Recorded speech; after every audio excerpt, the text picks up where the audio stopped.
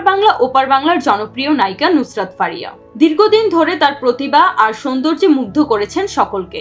সম্প্রতি বিতর্কিতভাবে আলোচনায়ও এসেছেন। এক রাত জেলও খেটেছেন।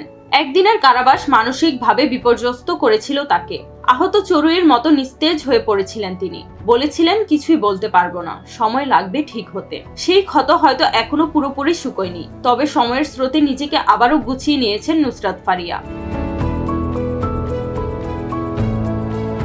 শব্দের শূন্যতা নিয়ে মুখে নীরব থাকলেও ফারিয়া যেন সামাজিক মাধ্যমে নিজের ভাষা খুঁজে পেয়েছেন সৌন্দর্যের অলিখিত ব্যাকরণে। তার প্রতিটি উপস্থিতি এখন এক একটি নান্দনিক বিষয়। বুধবার নিজের ফেসবুকে দুটি স্থির চিত্র প্রকাশ করেছেন তিনি। যেন ছবি নয়, মোগল সম্রাটের রত্ন ভাণ্ডার থেকে সদ্য উন্মোচিত কোনো অমূল্য রত্ন।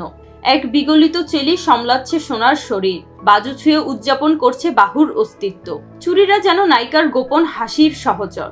এলোমেলো চুল, ঠোঁটে মোনালিসার আভাস। ফারিয়া যেন চলমান কোনো কবিতা।